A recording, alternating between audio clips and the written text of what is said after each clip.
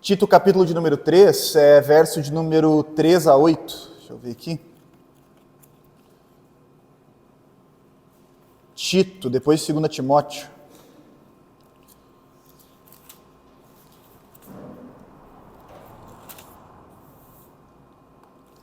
Isso, verso de número 3 a 8.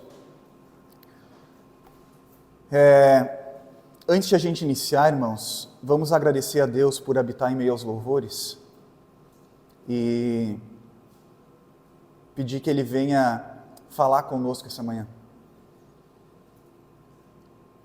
Quem fala é Deus, irmãos, a Escritura é viva e uma vez que o pregador se deixa usar pela Escritura e não traz coisas de si mesmo, a palavra viva de Deus se faz presente em meio ao seu povo. Vamos orar a Deus e pedir misericórdia para que Ele fale conosco mais uma vez, mais um domingo. Pai, nós te agradecemos e louvamos o Teu nome mais uma vez. E aqui nesse momento, Senhor, eu te peço graça. Diante de Ti agora, Senhor, eu te peço misericórdia, graça. Que o Senhor abra os ouvidos de cada um aqui, que o Senhor me ajude em misericórdia, Senhor, a poder trazer aquilo que Tua palavra diz. A ser fiel, Senhor, às Tuas Escrituras, a ter fidelidade, Senhor, e compromisso com o que Tu escrevestes e deixaste para a Tua igreja, Pai. Nesse momento, Senhor, fala conosco, toque em nossos corações, muda a nossa vida. Que a pregação venha a ser transformadora, que as nossas vidas venham a ser transformadas. Livra-nos, Senhor, da religiosidade, de pregações vãs. Livra-nos, Senhor,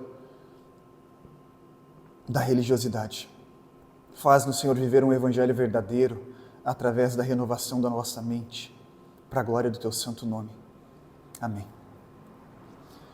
Tito, capítulo de número 3, verso 3 a 8. O texto diz o seguinte: pois nós também outrora éramos nécios, desobedientes, desgarrados, escravos de toda sorte de paixões e prazeres, vivendo em malícia e inveja, odiosos e odiando-nos uns aos outros. Quando, porém, se manifestou a benignidade de Deus, nosso Salvador, e o seu amor para com todos, não por obras de justiça praticadas por nós, mas segundo a sua misericórdia, Ele nos salvou mediante o lavar regenerador e renovador do Espírito Santo, que Ele derramou sobre nós ricamente por meio de Jesus Cristo, nosso Salvador, a fim de que, justificados pela graça, nos tornemos seus herdeiros, segundo a esperança da vida eterna. Fiel é essa palavra, e quero que no tocante a estas coisas, façais afirmação, confiadamente, para que os que têm crido em Deus sejam solícitos na prática de boas obras. Essas coisas são excelentes e proveitosas aos homens. Até aqui. Irmãos, a gente vem pregando muito sobre a regeneração que Deus traz à vida do pecador, sobre a forma como que Jesus apaga o nosso passado e os nossos erros e nos faz uma nova criatura. E quando eu falo apagar o nosso passado, não é o passado antes de a gente chegar na igreja, porque a gente não era pecador, né? A gente é. Não é como se a gente chegasse na igreja e parasse de pecar. As pessoas me julgam muitas vezes, né? E falam assim, eu não vou na igreja, só tem gente ruim lá. É bem isso aí mesmo. Só tem gente podre na igreja. A diferença é que quem está na igreja reconhece isso e busca misericórdia. Pessoas fracas e incapazes de se salvar buscam um Salvador. E quando nós reconhecemos o nosso pecado, irmãos, existe alguns desdobramentos que acontecem aí, e a forma como a gente lida com esse passado e com esses problemas das nossas vidas. a forma como a gente encara aquilo que Jesus já perdoou, aquilo que Jesus já lavou com o sangue dele. E eu queria refletir com os irmãos hoje um pouquinho sobre a história de Davi, para a gente aprender um pouco sobre a forma como o pecado interage no passado da vida de um homem de Deus. Mas eu não quero falar do Davi pré-reino, né? Pré-reinado.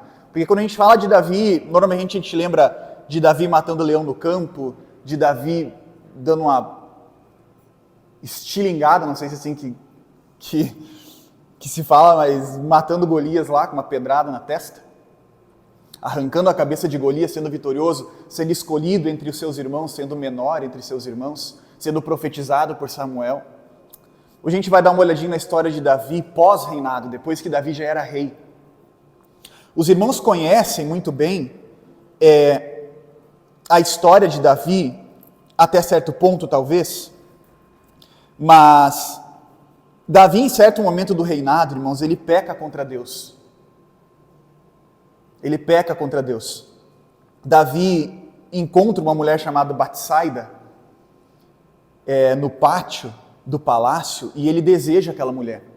O único problema é que aquela mulher era casada. E mulher de Urias, que era soldado de Davi no exército. E que exatamente naquele momento estava em acampamento no deserto, em guerra. E Davi deseja aquela mulher, e os irmãos conhecem a história, ele traz Betsaida para dentro do palácio, Batseba, eu confundo os nomes, é que depende das traduções no hebraico, fica diferente, mas é isso aí, exatamente. Batseba, uma coisa assim, não sei se... Batseba, né? E eles adulteram ali. E Davi inicia ali, irmãos, um pecado que vai mudar completamente a vida dele. Vai mudar completamente. Davi, lá em Salmo 51, os irmãos lembram do Salmo 51, eu já falei em outros sermões aqui, reconhece os seus pecados. Porque lá no Salmo 51, Davi, como homem confesso, pessoa que tem uma vida confessional, que não guarda para si, não trabalha atrás do próprio orgulho seus erros, mas confessa para Deus, ele diz assim, porque eu conheço as minhas transgressões e o meu pecado está sempre diante de mim, sempre diante de mim. Contra ti pequei, contra ti somente, e se fiz o que é mal à tua vista, para que sejas justificado quando falares e puro quando julgares. Ele está dizendo assim, se tu me julgar e falar mal de mim, tu está certo. Tu está certo, porque eu sou mal mesmo. Esse é o meu coração. Acontece que Davi peca, e a partir dali esse pecado ele vai se tornar em vários desdobramentos na vida de Davi, porque Davi pede para chamar Urias do acampamento e fala assim, vamos tentar encobrir isso aqui. E chama Urias e ele faz o seguinte, manda recado para Urias para que ele volte para casa ter com sua mulher. E quem sabe eles passam a noite juntos e eu consigo dizer aí, botar em questionamento, a paternidade dessa criança, porque ela ficou grávida. Mas Urias não quis. Urias disse assim, que não iria deixar os seus companheiros de guerra para ir ter com sua mulher em casa. Aí Davi tenta novamente, e isso está lá em Samuel 11, 2 Samuel 11, e Davi tenta novamente embriagar Urias para que ele volte para casa, e Urias não vai. Aí a primeira tentativa de Davi de encobrir o seu erro, e esse Davi confessional do Salmo 51 nem sempre foi assim. Nem sempre foi assim.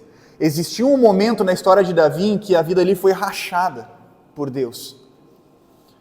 Então Davi, a desdobramento do seu primeiro pecado, vai remendar e o remendo sai pior do que já estava.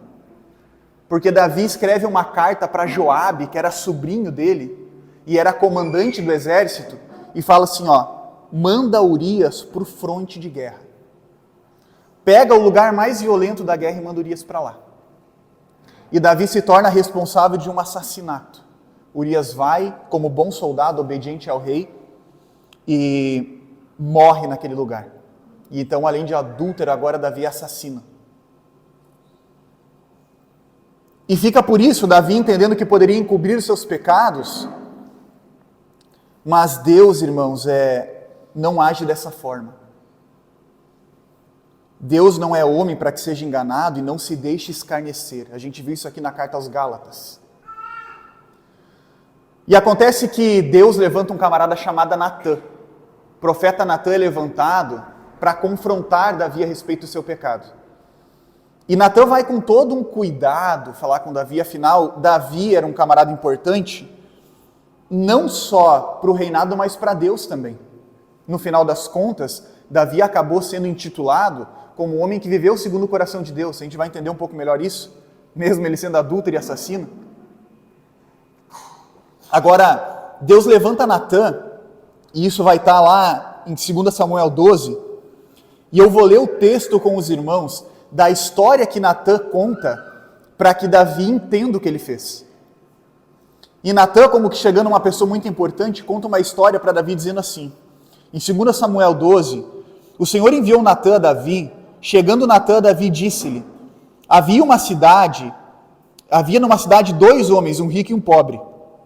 Tinha o rico ovelhas e gado em grande número, mas o pobre não tinha coisa alguma, senão uma cordeirinha que comprara e criara, e que em sua casa crescera junto com os seus filhos, comia do seu bocado e do seu copo bebia, dormia nos seus braços e tinha como filha. Então era uma cordeira que era como se fosse um animal de estimação. Vindo um viajante ao homem rico, não quis este tomar das tuas ovelhas e do seu gado para dar de comer ao viajante que viera a ele, mas tomou da cordeirinha do homem pobre e preparou para o homem que lhe havia chegado. E essa história Natã conta para Davi. E Davi se levanta em furor e diz assim, e então o furor de Davi se acendeu sobremaneira contra aquele homem e disse a Natã, tão certo como vive o Senhor, o homem que fez isso deve ser morto. E pela cordeirinha, e os irmãos prestem atenção nessa parte, e pela cordeirinha restituirá 4 vezes, porque fez tal coisa e porque não se compadeceu. Davi levanta o seu senso de justiça quando Natã conta uma história de injustiça. E no versículo de número 7, Natã olha nos olhos de Davi e fala o seguinte, esse homem és tu. Esse homem és tu. Assim diz o Senhor, Deus de Israel, eu te ungi rei sobre Israel e te livrei das mãos de Saul, que foi o primeiro rei da monarquia de Israel. Dei-te a casa do Senhor, as mulheres do teu Senhor em teus braços, e também te dei a casa de Israel de Judá. E isso fora pouco. Eu teria acrescentado tais e tais coisas, porque, pois desprezastes a palavra do Senhor, fazendo o que era mal perante ele, Urias o Heteu, feristes a espada, e a sua mulher tomaste para si, depois de o matar com a espada dos filhos de Amon, de mandar ele para morrer na guerra contra os filhos de Amon. No final da história, tu é o homem rico, que pega e mata o homem pobre, e mata a cordeira do homem pobre na comparação da história de Natã. E é aqui que racha-se a história de Davi. Porque Natã continua dizendo o seguinte, que esse pecado ele vai ter consequências. Vai ter consequências. No verso de número 10 de 2 Samuel 12, ele fala o seguinte, agora, pois, não se apartará a espada jamais da tua casa, porquanto me desprezaste e tomaste a mulher de Urias. E Davi fala, lá no verso de número 13, então disse Davi a Natã, pequei contra o Senhor. Disse Natã a Davi, também o Senhor te perdoou e por teu pecado não morrerás. E aí vem a primeira condicional da misericórdia de Deus, porque quando Natã conta a história para Davi, Davi olha para ele e fala assim, esse cara aí tem que morrer. Esse cara tem que morrer. E tem que restituir 4 vezes mais. Só que, quando Deus fala através de Natã, ele fala assim, por esse teu pecado não morrerás. Mas posto que com isto e por esse motivo, que blasfemaram contra o Senhor, também o filho teu que nasce da mulher grávida vai morrer. E aí, irmãos, começam as consequências do pecado de Davi, e a gente vai trabalhar a forma como Davi, relutante, não consegue aceitar o perdão de Deus sobre os seus pecados, para lidar com as consequências do seu erro. Porque o texto segue, e aí já na parte B do capítulo 12 de 2 Samuel, o filho dele com Batseba morre, ele fica doente, ele adoece, Davi fica 7 dias em jejum com a boca no pó, sem se levantar, dobrado. Os funcionários da casa de Davi já estavam preocupados, e Davi não se levantava. Ninguém tinha coragem de contar para Davi que a criança tinha morrido. E Davi ouve os funcionários cochichando e pergunta assim: a criança morreu? Ele fala: a criança morreu. Então Davi se levanta, toma banho, pede para preparar pão, come e segue a vida. Em relação a isso, Davi não faz nada. O problema é que esse pecado e os desdobramentos dele continuam. E o remendo que Davi faz sobre o seu pecado vai ensinar ele a ser uma pessoa confessa. Porque se Davi fosse o Davi depois de 2 Samuel 12, naquele momento, no momento em que ele erra com aquela mulher, ele já chamaria Urias e falaria assim: cara, eu errei. Ele assumiria uma postura de homem e falar assim: ó, cara, eu errei, me perdoa, eu tomei a tua mulher no desejo da minha carne, desonrei Deus, desonrei a minha casa, me perdoa. Só que ele não era esse Davi ainda. E agora Davi começa a sofrer as consequências, e depois que o povo passa numa guerra e conquista a cidade de Rabá, um dos filhos de Davi, aí Davi vai ter vários filhos, porque ele teve mais ou menos umas 20 mulheres, mais ou menos uns 20 filhos com diferentes mulheres, e Davi, um dos seus filhos, que se chama Amnon, ele morava num lugar mais distante da casa de Israel, e ele tinha um desejo pela sua própria irmã, que era Tamar. E relutante com aquilo, o primo dele, Jonadab, que era sobrinho de Davi também, bolou uma trama para fingir que Amnon estivesse doente na cama. Davi vai visitar ele e Amnon fala assim: eu estou doente e tal, traz Tamar aqui para que ela faça pão para mim e eu coma na mão dela. Isso vai alegrar-me e tal. Aí Davi, ludibriado pela história de Amnon, chega no palácio e diz assim: não, vai lá fazer pão pro teu irmão e tal. E Tamar foi, e quando ela chega lá, ela prepara os pães, e quando ela há de dar os pães para Amnon, ele manda que todos se retirem do quarto e força a sua própria irmã. E isso acontece no início de 2 Samuel 13, Amnon estupra a própria irmã. A história diz que ela foi relutante, dizendo que aquilo era uma desonra gigantesca, que ele não deu bola. E depois de desonrada, ele ainda repudiou ela. E mandou que um soldado levasse ela à força para fora de casa. Ela ainda fala para Amnon assim: agora que tu fez, agora assume, né? Porque senão minha desonra vai ser maior ainda. Ele falou: não. E o que Tamar faz? Tamar vestia vestes reais, ela rasga as vestes, joga pó sobre a cabeça e sai lamentando sobre as ruas da cidade. A sua vergonha, a sua desonra. E quem encontra ela é Absalão. Absalão, que também é filho de Davi, irmão de Tamar, só que ele é irmão de Tamar por parte de pai e de mãe. Ao contrário de Amnon, que só é irmão de Tamar por parte de pai.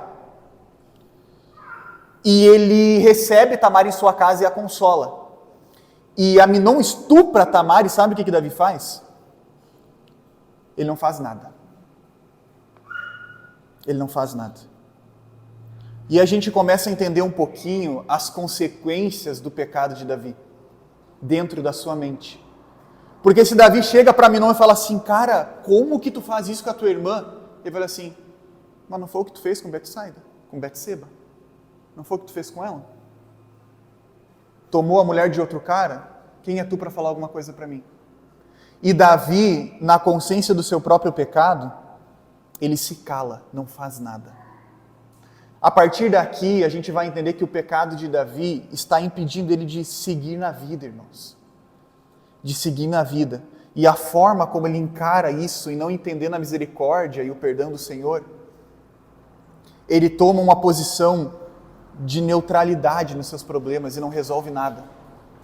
Sabe por quê? Porque os desdobramentos do pecado de Davi continuam. Passam-se 2 anos dali e Absalão, ele vai até Davi e fala assim, eu quero fazer uma reunião com todos os filhos do rei, que eram muitos filhos. E eu quero que o senhor vá também. Ele falou assim, não, eu estou cansado, eu não vou ir.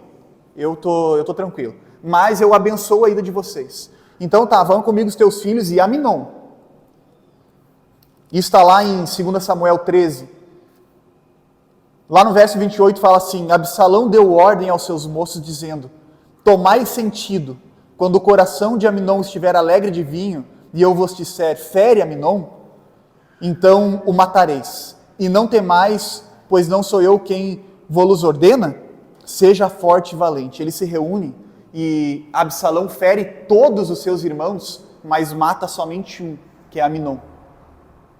Os irmãos montam nos cavalos e saem rápido até Davi, e Davi fala assim, eu feriste todos os teus filhos. Davi já pensa que todo mundo morreu, só que daí Jonadab, que era o primo de Aminon, fala assim, não, alto lá, não pense o meu senhor que mataram todos os jovens, filhos do rei, porque só mataram Aminon, pois assim já revelava as feições de Absalão desde o dia em que sua irmã Tamar foi forçada.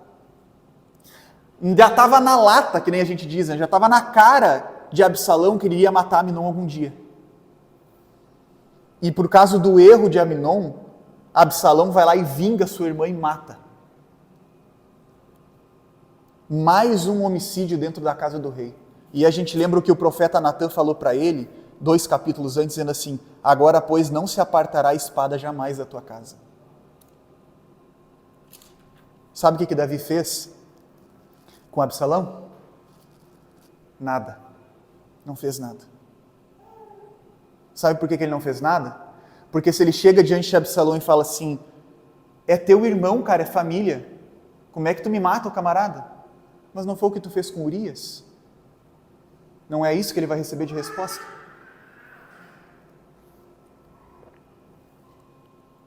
E Davi mais uma vez não entende o perdão de Deus e se deixa levar pelo peso do seu passado. Pelo peso do seu passado. Irmãos, não acaba por aí. Porque Absalão foge e vai ter com seu avô lá na terra de Jesur. E ele passa 2 anos lá. E depois que ele passa 2 anos lá, um dos servos do rei conversa quando ele fala, não, deixa Absalão voltar para Jerusalém. E Absalão volta de lá com a cabeça feita pelo avô, que era um conselheiro e tal, não me lembro agora exatamente a posição que ele tinha. E no capítulo 14 de 2 Samuel, ele volta, e durante 2 anos em Jerusalém, ele não vê o rosto do pai. Davi não mostra seu rosto para ele. Acontece que as coisas se desdobram, e lá, no início do capítulo 15 de 2 Samuel, Absalão começa a fazer a justiça do povo, porque Absalão era um moço formoso, e Davi, na sua incapacidade de agir, não fazia justiça. Era uma coisa que os juízes faziam antes de começar a monarquia em Israel, tá? Porque a monarquia começou com Saul, né? Quando o povo pede por um rei e tudo mais, depois de entrar em Canaã, começa com Saul, a família inteira de Saul é morta, era um péssimo rei, e depois o Samuel profetiza Davi como rei. Só que antes, a ideia do juizado era que o povo viesse, a mesma forma como era feita com Moisés no deserto, o povo viesse e falava assim, tenho um problema tal, como é que eu faço? Toma teu juízo, a decisão aqui do rei e tal. Davi não julgava mais as decisões do povo, não julgava mais as causas. E Absalão começa a julgar e fala assim, meu pai não faz nada. Não fez nada nem quando minha irmã foi estuprada. E isso marcou tanto Absalão, que lá depois a filha dele vai ganhar o nome de Tamar também. Como se ele quisesse dizer assim, aquela lá eles pegaram, mas essa aqui eu quero ver quem vai tocar. Claro, a Bíblia não fala isso, mas é o que se entende-se. a forma como isso marcou a vida de Absalão. E aí Absalão se revolta contra Davi e inicia esqueci a palavra agora, uma revolta. Davi pega os seus homens, vai atrás de Absalão. Isso vai percorrer aqui o capítulo 15, 2 Samuel. E a história diz que, enquanto ele estava fugindo, Absalão estava fugindo num burrinho, né? E ele fica preso em alguns galhos. E o burro vai embora, ele fica de pendurado nos galhos ali e tudo mais. Preso, né? E aí um dos homens de Davi, ele encontra Absalão. E ele vai lá e conta para Joabe, que era general de guerra, que Absalão estava lá. E aí Joabe fala para ele assim, tá, e tu viu e não matou ele? Mas se tu tivesse matado, eu já te dava meu cinto e 3 moedas de prata. Daí o servo de Davi falou assim, mas nem se me desse todo o ouro do mundo, porque tu lembraste da ordem do rei para manter Absalão vivo quando nós encontrássemos? Mesmo se eu fosse contra a ordem do rei, de nada ia me adiantar teu dinheiro. Tu também sabe que se eu fosse contra, até tu na hora do julgamento ia ir contra mim. Mas Joabe, ele não deu ouvidos ao homem, sacou sua espada e enfiou a espada na garganta de Absalão. Absalão provavelmente foi mutilado, porque em 1 Samuel 11, ele tem a espada recebida na garganta, em 2 Samuel 15, ele é perfurado várias vezes por vários homens com lanças. E Davi perde mais um filho, que era o primogênito, era o mais velho, ia ser o sucessor de Davi naquele momento. E era a pessoa que estava mais próxima do trono, né? A ideia de que o filho mais velho, ele recorre ao trono depois da morte do rei, já existia naquele momento. E Davi perde mais um filho, porque Joabe mata ele contra as ordens do próprio rei. Sabe o que Davi fez com Joabe, irmãos? Nada. Sabe por quê? Porque se a gente volta a alguns capítulos, vocês lembram para quem que Davi escreveu a carta dizendo que era para mandar botar Urias no fronte de guerra? Joabe. Joabe era o cúmplice do assassinato de Davi. Do assassinato que Davi cometeu, né? Foi para Joabe que ele escreveu o bilhete. Se ele chega assim, Joabe, cara, como é que tu me mata o meu filho Absalão? Joabe olha para ele e fala assim, tá, meu, mas e a cartinha e o bilhete que tu escreveu para mim? Como é que fica? E Davi não tem a espada apartada do seu lar. E o passado de Davi, irmãos, o persegue. Agora eu quero que os irmãos olhem as próprias palavras que Davi fala em 2 Samuel 12, quando Natã conta aquela história do homem que tinha um homem pobre que tinha um carneirinho e o homem rico que tinha muitas posses. E quando ele fala que o homem pobre perdeu a sua cordeirinha, Davi se levanta e fala assim, ele tem que morrer, Deus não matou Davi. Mas Davi também falou no verso 6 de 2 Samuel 12, e pela cordeirinha restituirá 4 vezes. Eu pedi para que os irmãos prestassem atenção nisso, porque depois que Davi falou isso, ele perdeu o bebê de Betseba, a sua filha foi estuprada, Aminon morreu e Absalão morreu. E Davi paga 4 vezes o preço do seu próprio pecado. Aquilo que ele tinha, o juízo que ele deu para o homem da história que Natã contou, caiu sobre ele mesmo. Caiu sobre ele mesmo. E aí os pecados de Davi, a primeira vez, Deus fere e mata a sua criança, a segunda vez, a sua filha perde a sua honra para o seu próprio filho. A terceira vez, Absalão mata Aminon. E a quarta vez, Davi perde o filho sucessor ao trono. E em todas essas vezes, os pecados de Davi foram lançados ao seu rosto. E ele não conseguiu fazer nada. Nada. Ainda que, na conversa com Natã, Deus falasse para Davi assim, não, Deus te perdoa. Então, qual que é a forma que nós damos com os pecados das nossas vidas, irmãos? De que forma que a gente lida com isso? Porque lá em Tito, que é o texto que a gente leu aqui no começo, fala que Jesus nos resgatou dessa vida. E em Cristo Jesus nós nos escondemos na sombra dele, parafraseando o que Tito vai falar no capítulo de número 3. Só que Davi, no findar da sua vida, já era outro homem. Porque se a gente for para o finalzinho de 2 Samuel, lá no capítulo 23, olhem comigo as palavras que Davi fala. Estas são as últimas palavras de Davi. Diz Davi, filho de Jessé, o homem que foi levantado em altura, ungido do Deus de Jacó e suave em salmos de Israel. Percebam que o Salmo 51, irmãos, faz muito mais sentido agora quando ele fala assim, o meu pecado está diante de mim, porque a vida inteira dele, o pecado impediu ele de agir em relação às situações. A vida inteira. Está diante de mim, não esteve. Elevados em altura, ungido pelo Deus de Jacó, o Espírito do Senhor falou por mim, e a sua palavra está na minha boca. Disse o Deus de Israel, a rocha de Israel a mim me falou. Haverá um justo que domine sobre os homens, e que domine no temor do Senhor. Aqui já é uma profecia messiânica, né?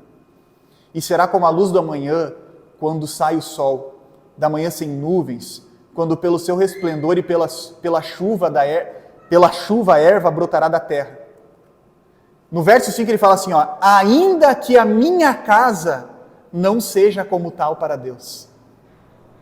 Ainda que a minha casa não seja como luz da manhã, como o sol que raia, como essa profecia de Jesus Cristo vindo reinar, contudo estabeleceu comigo uma aliança eterna, em que tudo será bem ordenado e guardado, pois toda a minha salvação e todo o meu prazer está nele, apesar de que ele ainda não fez brotar.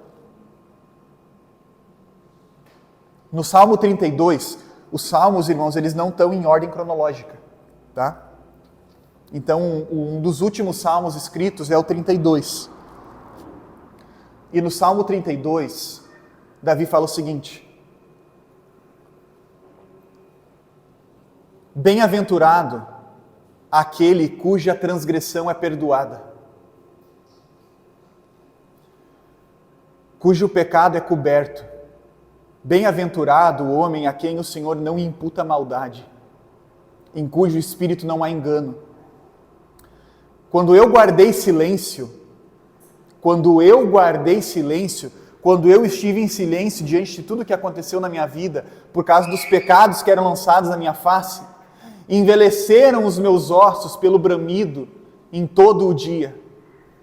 Porque de dia e de noite a tua mão pesava sobre mim, e o meu humor se tornou em sequidão de estio. Aí tudo muda, porque no Salmo 32, verso 5, ele fala assim: confessei-te o meu pecado, e a minha maldade não encobri, dizendo, confessarei ao Senhor as minhas transgressões, e tu perdoaste a maldade do meu coração. Quando Davi ora a Deus dizendo assim, eu te confesso, não é o seguinte, eu te confesso que eu adulterei, eu te confesso que eu cometi um erro. É além disso que ele fala assim, eu te confesso que eu sou mau, porque quando eu fiz porque eu quis, porque quando eu fiz eu tinha desejo naquilo. Não é apenas o meu pecado, é a minha natureza entranhada em maldade. Eu te confesso o meu pecado e a minha maldade não encubro de ti. Por isso, todo aquele que é santo orará a ti, a tempo de poder achar, até no transbordar de muitas águas, estas não lhe chegarão. Davi dizendo assim, todo aquele que é santo é aquele que ora e confessa a ti, não aquele que anda legal, Não aquele que segue uma moralidade religiosa, ok. Não, eu sou trabalhador, eu pago minhas dívidas, eu isso, aquilo. Isso não faz de você bom. O que faz de você bom é uma vida confessional, que diz assim, eu não sou mesmo esse cara, eu sou mal mesmo. Não é como os fariseus, que chegavam nas esquinas e falavam assim, Senhor, porque eu não sou como esses caras desprezíveis aí, eu sou santo, eu sou isso, aquilo. Não, é o camarada que chega em Jesus assim e fala, Senhor, filho de Davi, tem compaixão de mim. E o que Davi fala para o camarada? Os teus pecados estão perdoados. Aquele que busca confessionalidade em Cristo Jesus alcança a misericórdia e não fazer como Davi fez antes de ser transformado, encobrindo o seu erro, tentando tapar pecado com remendo. E agora Davi está encontrando misericórdia em Deus e ele fala assim, até no transbordar de muitas águas, estas não lhe chegarão. Pode ser que eu esteja encoberto no pecado, afundado. Isso não impede o Senhor de ter misericórdia de mim. Tu és o lugar em que me escondo, diz ele no verso 7. Tu me preservas da angústia, tu me cinges de alegres cantos de livramento. Pelo menos 3 coisas Davi ensina a gente aqui nesse Salmo 32, que são as últimas palavras de Davi antes de passar a coroa para Salomão, né? Porque no final Davi vai ser honrado com um filho que é agradável a Deus, que é Salomão. E veja bem, Salomão não era o mais velho. Deus quebrou a lógica da linhagem, pegou o último filho nascido e tornou rei.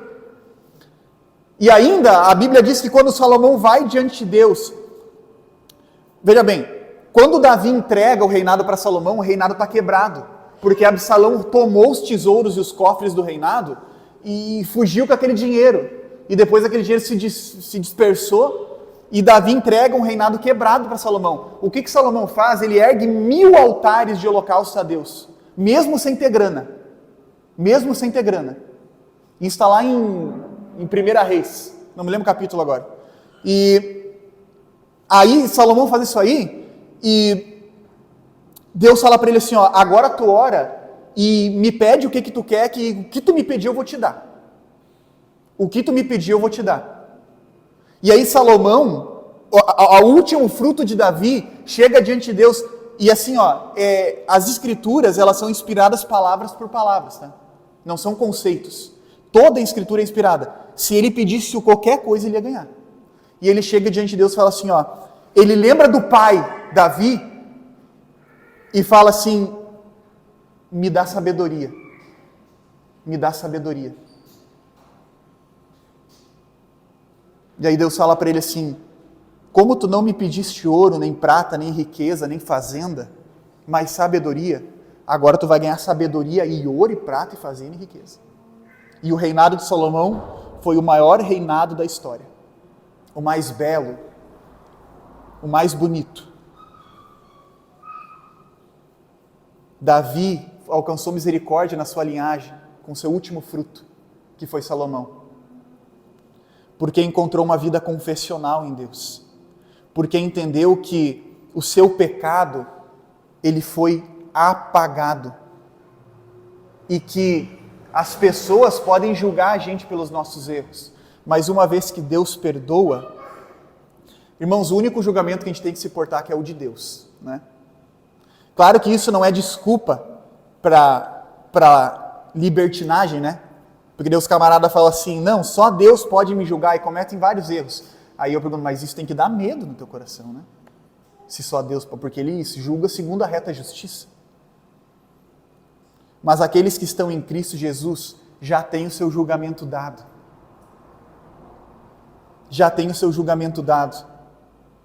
A forma, irmãos, como nós lidamos com o nosso passado, precisa ser revista na cruz de Cristo.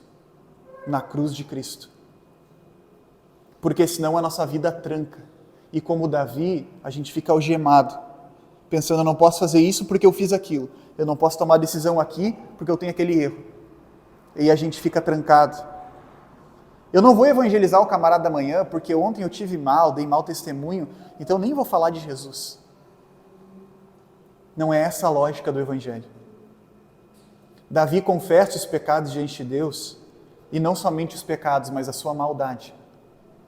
Que a nossa vida confessional possa ir além dos nossos momentos ruins. Entender que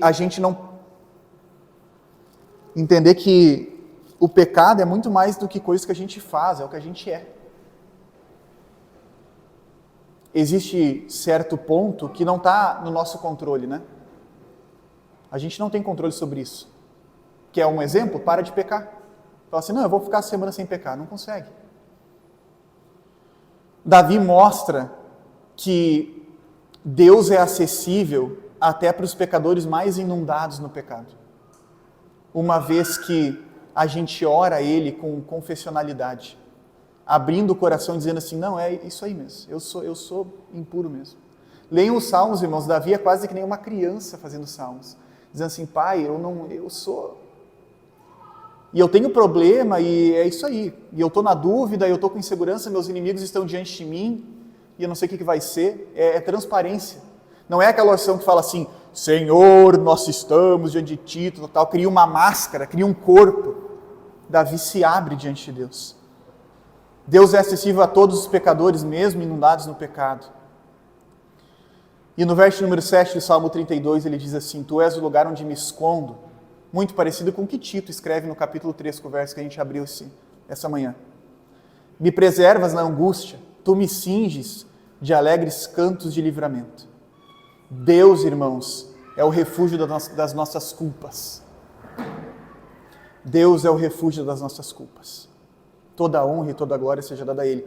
Que a gente venha aprender essa manhã com a história de Davi e a forma como, quando ele entendeu o Cristo que haveria de vir ao refúgio dos seus pecados, ele encontrou misericórdia no Senhor. Vamos nos colocar em pé?